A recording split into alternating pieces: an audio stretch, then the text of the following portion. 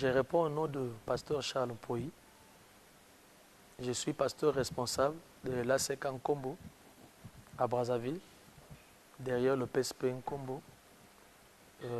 L'adresse est 4 rue Ntankombo. Nous sommes à l'arrondissement de Djiri, juste derrière le PSP Nkombo. C'est là où se trouve le grand temple de l'ACK Nkombo.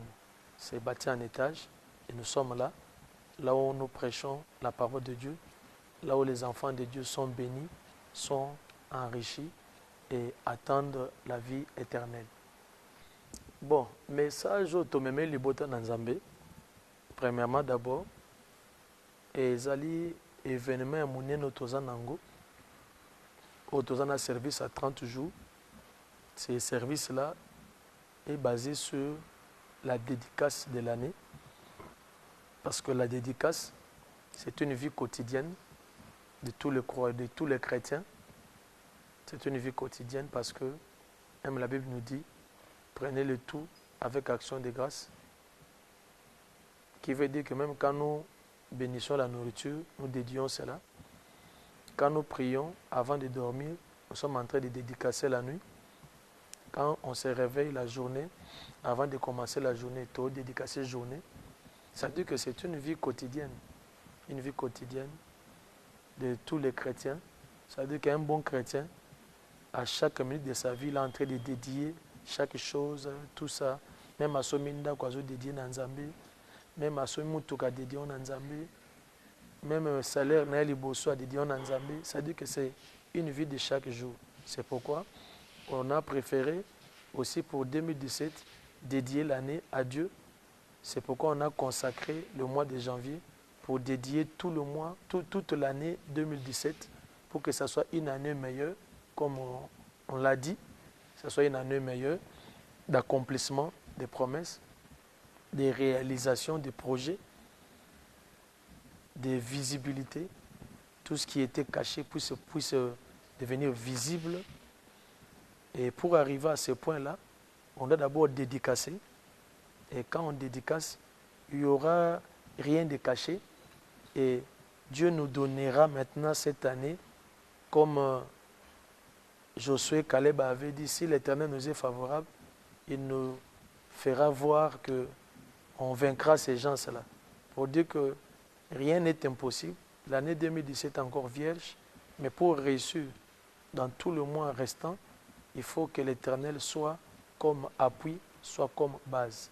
C'est pourquoi nous avons un 30 jours et qui a pour thème le Fils soutient toutes choses par sa parole. C'est-à-dire que même aujourd'hui nous voyons au moins ma patane ezatana béton mo simangote. Mais là on est simbama nanguya ka le lobande za béton. C'est-à-dire si le oui de Dieu reste le oui de Dieu. Si Dieu dit oui, ça reste oui.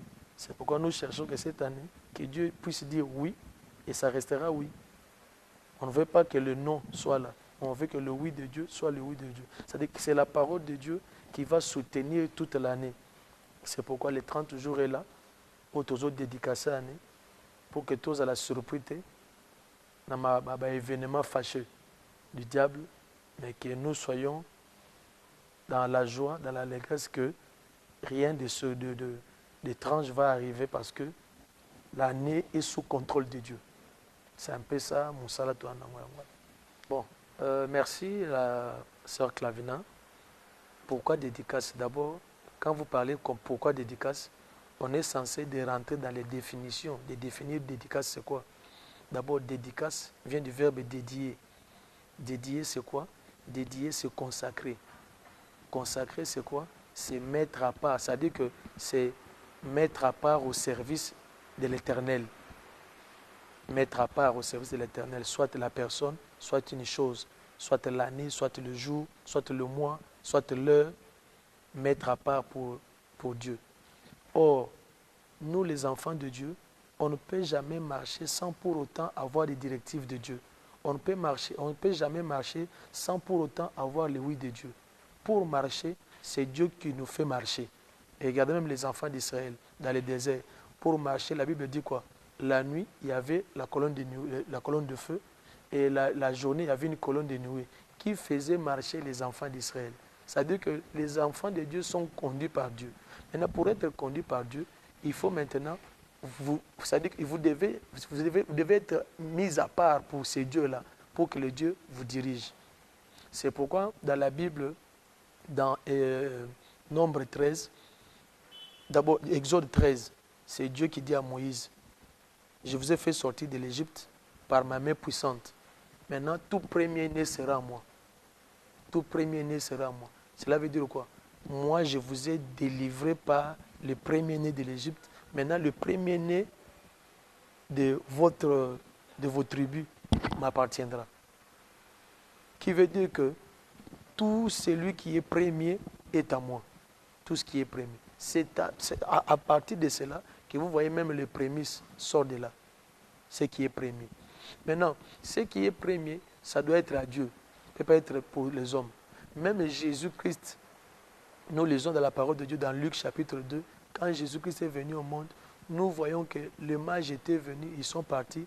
Le jour où on devait bénir Jésus, la Bible nous montre que Siméon prit l'enfant Jésus, il a commencé à dédicacer l'enfant Jésus. Dédicacer l'enfant Jésus, il a commencé à parler. Parce que Jésus était premier-né de son père et sa mère, et on devait le dédier. On devait le dédier. Salomon aussi, comme il avait construit le temple, c'était le temple qu'il avait construit, il a dédié cela à Dieu. Pour que tout fidèle qui viendra dans ce temple-là, s'il prie, que Dieu puisse l'exaucer. Pour que Dieu l'exauce, il a fallu qu'il y ait quelqu'un qui devait mettre ce temple-là à part. Que ça ne soit pas comme tous les temples, mais que ça soit un temple à part. À part pour qui? Pour Dieu. À chaque fois la personne viendra là, qu'il trouve Dieu. C'est pourquoi nous voulons que cette année aussi, nous puissions aussi marcher, quand on invoque Dieu, que Dieu soit favorable à nous. Que nous ne puissions pas être soit inquiets de dire que pourquoi Dieu ne m'exauce pas, j'ai marché dans les inquiétudes 2016, 2015, pourquoi maintenant cette année encore? Non, nous voulons que cette année qu'il n'y ait pas de surprises désagréables. Pour qu'il n'y ait pas de surprises désagréables, c'est pourquoi nous prenons toute l'année, nous confions cela à Dieu. Nous sommes en train de dédier cela. C'est-à-dire nous mettons l'année à part pour Dieu. C'est-à-dire que c'est Dieu maintenant qui commencera à diriger l'année. C'est pourquoi nous parlons de la dédicace. Oui, parce que j'ai dit que la dédicace, c'est une vie quotidienne. C'est-à-dire que l'école des enfants, vous devez dédier cela à Dieu. Pour un chrétien, l'école des enfants, vous devez dédier cela à Dieu. Le manger, vous devez dédier cela à Dieu. Le dormir, vous devez dédier cela à Dieu. La journée, quand vous commencez la journée, vous devez dire. Regardez d'abord dans Matthieu chapitre 6. Jésus montre à ses disciples comment prier. Il dit ceci. Quand vous priez, dites ceci. Notre Père qui es aux cieux, que ton nom soit sanctifié, que ton règne vienne, que ta volonté soit faite sur la terre comme au ciel. Donne-nous aujourd'hui notre pain quotidien. Pardonne-nous nos offenses comme nous pardonnons à ceux qui nous ont offensés. Mais quelque part, il dit quoi? Délivre-nous du malin. Ne nous soumets pas à la tentation, mais délivre-nous de qui? Du malin. Or, le malin est là chaque jour. Il rôde tout autour de nous, comme un lion rugissant. Il cherche qui dévorer. Comme il rôde tout autour de nous, chaque jour, que faire? On est censé d'être protégé. Mais qui va nous protéger? C'est le Dieu là qu'on doit dédier nos vies. Même nous, vous savez, croire au Seigneur Jésus-Christ, c'est une dédicace. Quand nous croyons seulement au Seigneur Jésus-Christ, c'est une dédicace. Parce que nous prenons notre vie, nous donnons à qui? À Christ. C'est la dédicace. Les gens ne savent pas, mais je vous informe que croire au Seigneur Jésus-Christ, c'est une dédicace. C'est-à-dire que le fait seulement de croire en Jésus, c'est je prends ma vie, je lui donne pour que lui puisse avoir le contrôle total de ma vie. C'est me dédier à Dieu pour que Dieu du ciel me dirige maintenant. C'est comme ça. C'est pourquoi dédicace, c'est très important. C'est une vie quotidienne. Chaque jour de la vie d'un chrétien, il est censé de dédier tout à Dieu. Quand on ne dédie pas quelque chose à Dieu, mais oui, nécessairement il y a des conséquences. Nécessairement il y a des conséquences. Parce que quand vous ne dédiez pas à Dieu, la chose maintenant, ou bien la personne, sera maintenant à la merci de qui? Des hommes, ou bien du diable. Je vais vous poser une question. Je vais d'abord vous vous donner un exemple. Dans le livre de Genèse, chapitre 25, il y a eu Isaac qui avait sa femme qui était Rebecca, qui ne mettait pas au monde. Isaac a imploré l'Éternel. L'Éternel a donné à Rebecca la grossesse. Mais quand la grossesse a commencé à compliquer, la Bible nous dit Rebecca est rentrée chez Dieu pour demander à Dieu que pourquoi suis-je enceinte? Parce que les enfants sont en train de, c'est-à-dire que d'agiter le ventre, je ne suis pas à l'aise. Dieu lui dit, dans ton ventre, il y a 2 nations, 2 peuples. À leur sortie, il y aura 2 peuples. Mais quand ils sont encore dans le ventre, ils ne sont pas encore 2 peuples. Mais quand ils vont sortir, il y aura 2 peuples. Il y a 2 nations, mais à leur sortie, il y aura 2 peuples. Il dit, le cadet dominera sur l'aîné. C'est ce que la parole de Dieu nous précise. Le cadet dominera, le petit dominera sur l'aîné. Et l'aîné sera assujetti par le petit. Mais quand ils sont sortis, comme il n'y avait pas encore de dédicace des enfants, ce sont maintenant les gens, je ne sais pas, les sages-femmes et la famille étaient là, ils ont directement donné le nom à l'enfant. Oh, on t'appellera Jacob à cause des signes qu'on a constatés. Tu avais tenu ton frère au talon, tout ça, et on a donné le nom de Jacob. Or, le nom de Jacob n'était pas le nom que Dieu avait demandé qu'on donne. Et comme ils avaient donné, ça fait que l'enfant a cette domination en lui, mais ça ne se fait pas voir sur la terre. Et pour continuer encore, cet enfant est parti chez son oncle Laban. Et son oncle Laban lui a maltraité. Pourquoi? Parce que l'enfant avait des promesses, mais on ne l'avait pas dédié. Mais maintenant, le jour où il a commencé à combattre avec Dieu, lutter avec Dieu, il dit à Dieu, je ne te laisserai pas si tu m'as béni. Dieu lui dit ceci. Quel est ton nom? Oh, mon nom, c'est Jacob. Or, si moi j'étais là, j'allais demander à Dieu, ma bénédiction est liée à mon nom. Or, sa bénédiction était liée à son nom. C'est-à-dire que les noms avaient freiné la bénédiction que Dieu avait déjà prononcée avant que l'enfant puisse naître. Qui veut dire que si on avait dédié l'enfant, l'enfant n'allait pas avoir ces conséquences-là. Mais comme on n'avait pas dédié, l'enfant a vécu des conséquences. Deuxième exemple encore. Le jour où Jean-Baptiste est venu au monde, la famille et les gens des environs demandaient à Zacharie, ta femme, on a posé la question pour demander quel est le nom de l'enfant. Elle dit, c'est Jean. Toi, confirme-nous parce que dans ta lignée, dans ta famille, il n'y a personne qui s'appelle Jean. Zacharie, il est parti prendre les livres, c'est-à-dire les livres où on met le nom de famille, les annales là. Il écrit Jean. Directement, tout le monde s'est tu. Et la façon il avait écrit le nom de Jean, ça fait maintenant que Jean a accompli sa mission. Personne n'était venu intercaler Jean. Jean a accompli sa mission jusqu'à ce que Jésus est venu, Jean a baptisé Jésus. Vous voyez, c'est-à-dire que même pendant nos naissances, pendant la venue des enfants sur terre, si on ne dédie pas, sachez-le bien qu'il y aura une autre dédicace, soit de la sorcellerie, soit de la coutume. Maintenant, pour éviter cela, il faut maintenant avoir d'abord la dédicace de Dieu. Ça va contredire toutes les dédicaces là. C'est pourquoi vous voyez d'autres enfants, le fait de les dédier à Dieu quand il est venu au monde, même s'il grandit, il est rebelle, vous allez voir un jour il va revenir à la source. Parce qu'on l'avait dédié à Dieu. C'est un peu ça. Pour dire que quand on ne dédie pas à Dieu, il y a des conséquences. Je dirais, c'est une révélation. J'ai prié. On me donne d'abord le thème du réveillon pour le 31 décembre.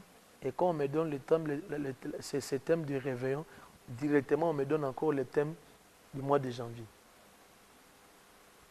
Parce que j'ai prié et je vis directement, on me donne un songe. Parce que c'était un 24. Moi j'ai prié, on me donne le thème du réveillon. Donc c'était une révélation. C'était une révélation, ma belle.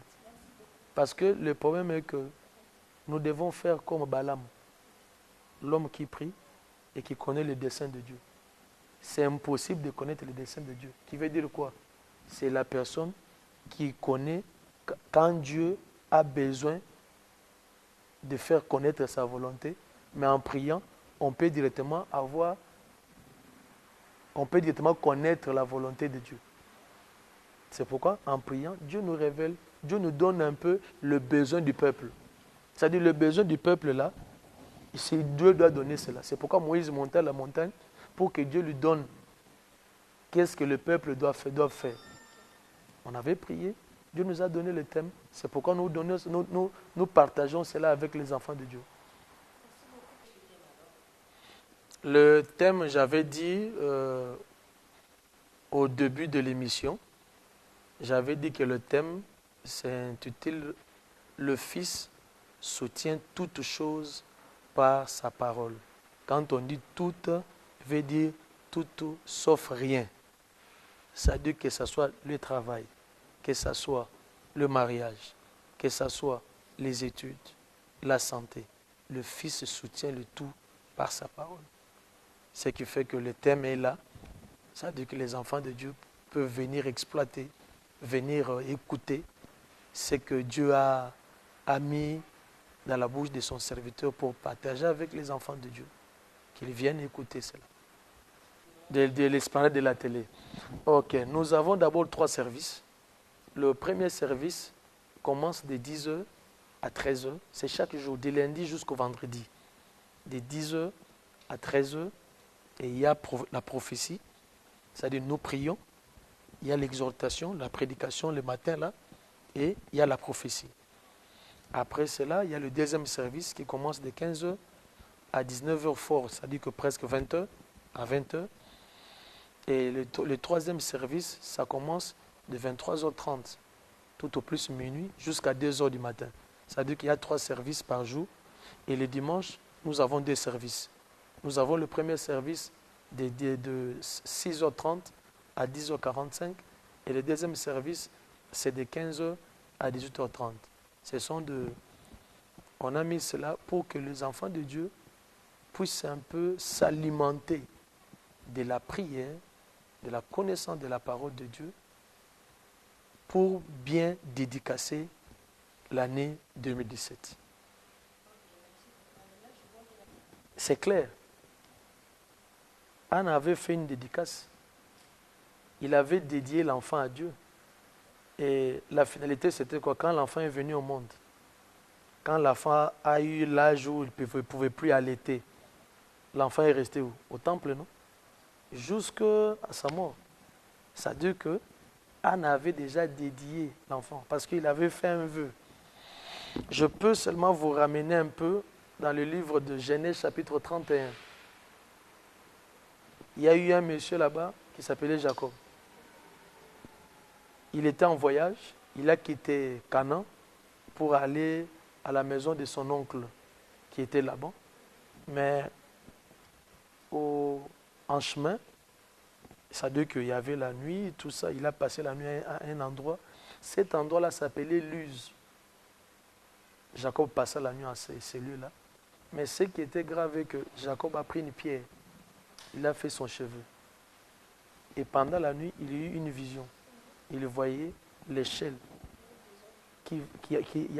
Ça veut dire que le pied d'abord de l'échelle était sur la terre et le sommet touchait le ciel.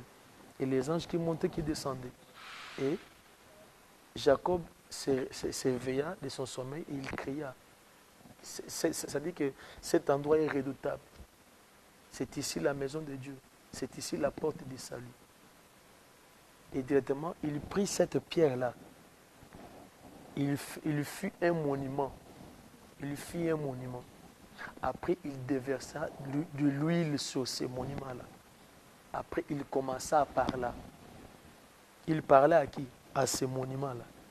La pierre qu'il avait eu la vision, il commença à parler.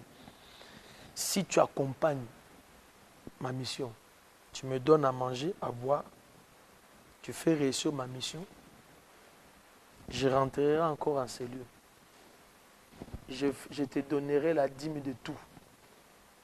Il fit un vœu.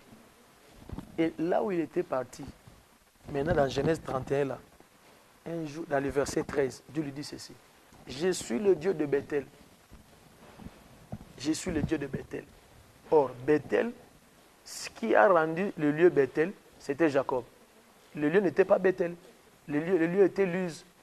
Mais quand Jacob, ça veut dire qu'il a consacré le lieu par cette pierre et l'huile, directement le lieu est devenu Bethel. Maintenant, Dieu lui dit un jour, le jour que Jacob a commencé à s'épanouir, les enfants de Laban ont commencé à avoir un mauvais cœur sur Jacob. Dieu lui dit, tu sors de ces pays. Je suis le Dieu de Bethel, où tu as oint un monument, où tu avais fait de vœux. Maintenant, je te dis, sors. Ça veut dire que Jacob avait déjà dédié son voyage, dédié la réussite et le succès de l'endroit le jour où il avait bâti un monument. Il avait dédié, si on peut dire, il avait dédié parce qu'il déversa de l'huile, il consacra la pierre, là, le monument. Quand il consacra, ça veut dire qu'il a dédié le monument là. Et maintenant, comme il avait dédié, il fait voir maintenant sa dédicace. Si tu accompagnes, tu me donnes à manger, à boire, à me vêtir, tu fais réussir ma mission. Et tu fais que je sois en paix. En paix. Or, là où il était parti, il a eu à vivre le trouble de Laban. Mais malgré tout ça, il y avait quelqu'un qui l'avait défendu. Qui? Le Dieu de la dédicace. Qui veut dire aussi, Anne avait dédié l'enfant à Dieu. Avait dédié l'enfant. Même s'il y a une prophétie à l'intérieur, que le sacerdoce veut dire masculin. Le sacerdoce, dans le terme araméen, veut dire masculin. Qui veut dire que Dieu il travaille avec le masculin.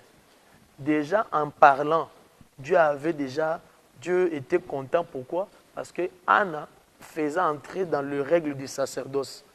Et deuxièmement, comme il faisait une dédicace, mais je peux vous dire ceci. Quand on fait un vœu, le vœu, on le fait par rapport à un sacrifice, non? Quand on fait un vœu, on le fait par rapport à un sacrifice. Donc le sacrifice que je fais là, ça veut dire que si tu fais ceci, je ferai ceci. Il y a déjà un sacrifice, mais indéfini. Mais maintenant, ça va se... Bon, on peut dire, on définit déjà, mais quand maintenant la chose arrivera, vous allez maintenant concrétiser ce que vous avez promis à Dieu. C'est le cas de Jephthé avec sa fille. Si tu m'accordes la réussite, tout celui-là qui sortira devant moi quand je rentrerai de bataille, je veux te la donner. Je veux te consacrer. C'est ce qu'il a fait maintenant quand Jephthé est rentré de la guerre. C'est sa fille unique. Une prémisse aussi. C'est-à-dire que Jephthé avait fait quoi? Une dédicace. Jephthé avait fait une dédicace. C'est-à-dire qu'il accomplit le vœu, mais il donne qui? Un premier-né. Il fait la dédicace avec sa première-née. Et on a brûlé la fille. Ça ouvre un grand champ. Quand vous dédiez, vous ouvrez un champ.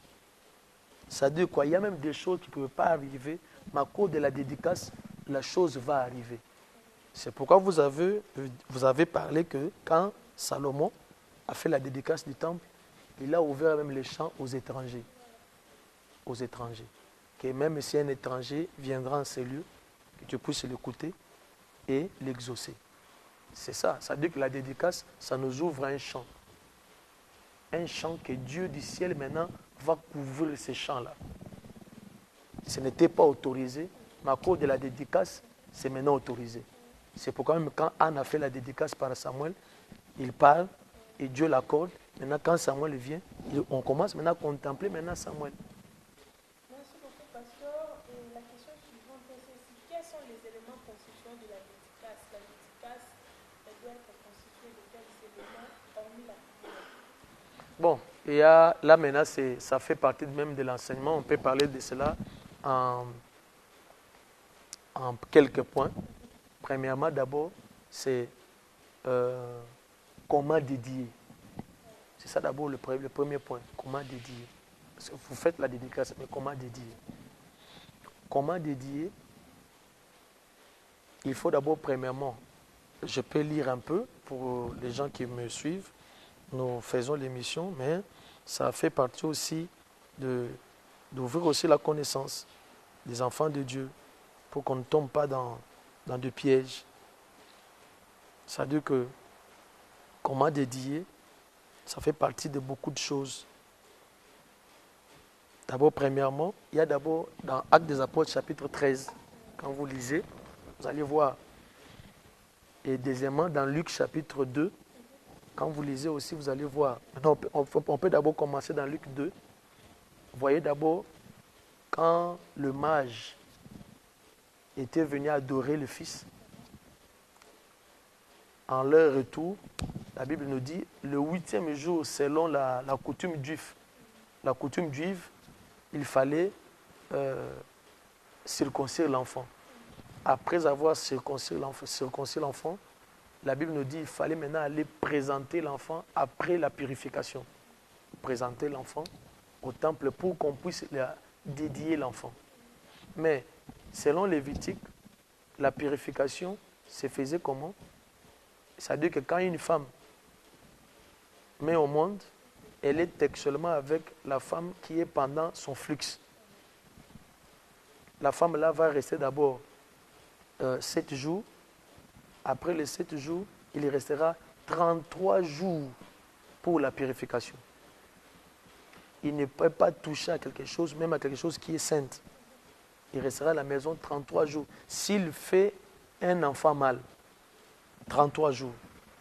Après les 33 jours maintenant, il ira dans les temples, on le purifie, mais pour se purifier, il doit aller avec un agneau. S'il n'a pas la possibilité de l'agneau, la femme est censée d'acheter soit une tourterelle et une colombe, c'est-à-dire qu'un pigeon.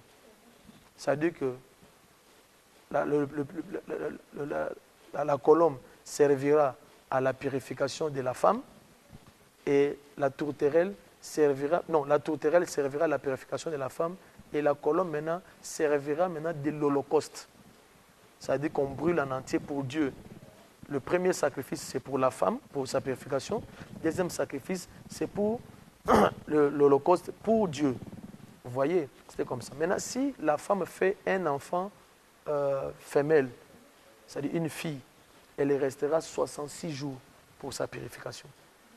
Doublement.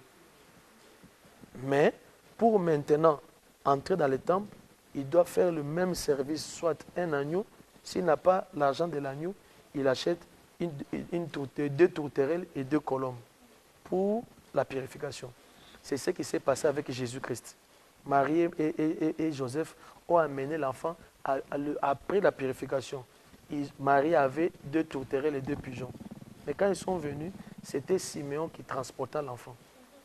Maintenant, Siméon a commencé à parler. Que cet enfant ramènera la gloire d'Israël. Il y a la lumière. Il renferme la lumière. En lui, il y a le salut. Il apportera la gloire d'Israël. Il sera un sujet d'étonnement pour d'autres, de relèvement, et il va faire tomber les autres. Un sujet de scandale pour les gens. Il a parlé. Et quand il parlait, maintenant son père et sa mère, Marie et Joseph, étaient là en train d'entendre, d'écouter et d'être étonnés qu'on transportait un enfant qu'on ne connaissait pas. Ils ont su maintenant l'importance de l'enfant le jour de la dédicace. Le jour de la dédicace.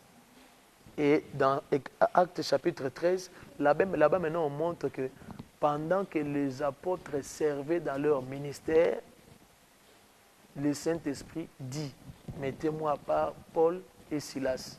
Ils étaient dans le jeûne et prière. Et par là, maintenant, on renferme pour dire maintenant comment dédier. On dédie par la prière, on dédie par les jeûnes, on dédie par les sacrifices. C'est pourquoi vous voyez, Marie et Joseph ont amené les tourterelles et les pigeons. Ce sont les sacrifices qui permettent à la purification pour dédier. On dédie en sacrifiant. Parce que quand vous parlez d'abord dédier, veut dire consacrer. Or, quand on consacre, la chose devient sacrée. Le sacré, dans le sacré, nous voyons sacrifice. Ça veut dire qu'il n'y a pas de dédicace sans sacrifice. Il faut qu'il y ait sacrifice à l'intérieur. Or, maintenant, comme on dédie à Dieu, il faut maintenant utiliser un moyen de dédier, c'est quoi? La prière et le jeûne. Et quand on dédie, il faut aussi savoir, le quatrième point, c'est quoi? On dédie en se purifiant. C'est-à-dire qu'on ne peut pas dédier à Dieu quelque chose en étant impur. Non, il faut d'abord se purifier. Ce qui fait qu'il y a d'abord les 4 éléments d'abord. Comment dédier? Il y a d'abord la prière, il y a le jeûne, il y a le sacrifice. Il faut aussi se purifier. C'est d'abord ça. Maintenant, quand on se dédie, l'importance de la dédicace, quand on se dédie d'abord par rapport à sa personne. Par rapport à sa personne. Deuxièmement, quand on dédie par rapport aux promesses qu'on a. Quand on dédie par rapport à la mission qu'on a aussi sur terre. Tu as une mission. Chacun de nous a une mission. Et sa mission-là, pour réussir, il faut que quelqu'un puisse appuyer cela. Tu dois avoir Dieu comme appui. C'est pourquoi, par rapport à ta mission, il faut maintenant dédier pour que ta mission réussisse. Par rapport aux promesses faites, il faut dédier. Regardez dans Genèse chapitre 22. Quand Abraham était en train de dédier Isaac, Dieu lui dit quoi? Toutes les promesses faites à ton sujet s'accomplissent aujourd'hui. C'est-à-dire, à cause de la dédicace, Dieu fait accomplir les promesses. C'est-à-dire qu'on dédie par rapport aux promesses. On dédie par rapport à la mission qu'on a. Et on dédie aussi par rapport à sa postérité. Je ne peux pas vouloir réussir et que mes enfants échouent. Il faut aussi que mes enfants puissent aussi suivre un peu cette lignée-là de la réussite. C'est un peu ça. Bon, si vous insistez, un mot de la fin, j'ai aimé parce que vous avez dit par rapport à l'émission. Parce que le mot de la fin veut dire que la personne ne va plus vivre. La personne veut mourir maintenant. On lui demande un mot de la fin. Mais moi, je continue de vivre parce que la vie est agréable. Mais le mot de la fin par rapport à l'émission, je peux dire que, premièrement, d'abord, je remercie Dieu. Que Dieu vous bénisse d'abord. Et deuxièmement, je bénis le Dieu de l'ACK, de l'évêque Pascal Moukouna. Et longue vie à lui. À cause d'être notre Père de l'ACK, il nous accorde cette liberté de travailler et de faire montrer au monde le vouloir de Christ. C'est aussi par rapport à cette liberté d'exercice. C'est pourquoi que Dieu lui bénisse, qu'il bénisse aussi sa famille. Et mes remerciements aussi à mon père, le pasteur François Moutombo, voici l'homme. Que Dieu bénisse aussi sa famille, longue vie aussi à lui. Et à l'équipe chez nous. L'équipe chez nous. Que Dieu aussi vous bénisse. Qu'il bénisse aussi l'église à Segankombo, les fidèles, et l'équipe qui travaille avec le pasteur Charles, le serviteur. L'équipe qui travaille avec le pasteur Charles, que Dieu leur bénisse. Et je peux seulement inviter les enfants de Dieu à ces grands rendez-vous. Ça veut dire que les gens ne soient pas dans la distraction, mais c'est une année qui est bonne, une année qui est merveilleuse, une année qui est pleine de grâces, de bénédictions, mais que les enfants de Dieu puissent comprendre, pour obtenir ces bénédictions, on doit d'abord consacrer cette année à Dieu pour que l'Éternel soit notre partage. Parce que si l'Éternel n'est pas avec nous dans cette année, je dirais que ça sera semblable à l'année 2016. Mais pour être différent de l'année 2016, que les enfants de Dieu puissent comprendre que nous devons d'abord dédier l'année à Dieu, prendre ce temps-là. C'est seulement le mois de janvier d'abord où on a condensé des choses, condensé des prières, uniquement pour que l'année soit merveilleuse. C'est pourquoi j'invite tout le monde à prendre part et à ces grands rendez-vous aussi de la clôture qui se passera du 11 au 12 à l'esplanade de la Télé Congo. On clôturera la dédicace 2017. On bénira les enfants de Dieu. On priera pour le pays Congo. Que le Dieu du ciel ouvre les horizons, ouvre les portes, que les gens puissent obtenir le travail, que même ce que le monde est tenté de dire que rupture, chez Dieu il n'y a pas de rupture, et que Dieu ouvre les portes, ouvre les champs, que les gens retrouvent un peu l'ambiance un peu au pays Congo. C'est pourquoi j'invite tout le monde à prendre part et à cette clôture au niveau de l'esplanade de la Télé Congo. On va clôturer le 11 et le 12 de 14h à 19h le samedi 11 et le dimanche 12 de 14h à 19h. On sera là pour clôturer, bénir les enfants de Dieu. Mais avant qu'on arrive là-bas, d'abord que les gens viennent d'abord se plonger dans la prière. Plonger dans la prière, dans ces grands services de 30 jours, que les gens viennent d'abord se plonger à la prière. Le programme est que nous prions chaque jour, sauf le samedi. Du lundi au vendredi, nous avons 3 services. Le premier service, c'est de 10h à 13h. Le deuxième service, c'est de 15h à 19h fort, 20h. Le troisième service, c'est de 23h30 à 2h du matin. Nous sommes là en train de prier, en train de jeûner. Et cette semaine ici, qu'on vient de débuter, c'est-à-dire qu'on a déjà fait écouler déjà 2 semaines. Nous avons commencé la 3e semaine. La 3e semaine et la 4e semaine, ce sont des semaines où nous prenons seulement le liquide. Nous prenons seulement du liquide toute la journée. Le soir, nous ajoutons seulement le pain. Uniquement, nous sommes en train de dire à Dieu que Seigneur, vois comment nous sommes en train de nous maltraiter. Nous sommes en train d'abandonner le manger, d'abandonner ce qui est bien, uniquement pour que toi tu viennes à nous et que tu puisses intervenir et que cette année soit bien planifiée, qu'on puisse réussir. Et je le sais bien, parce que le Dieu du ciel n'est pas un homme pour mentir, ni un fils de l'homme pour se repentir. Tout ce qu'il dit, il l'accomplit toujours.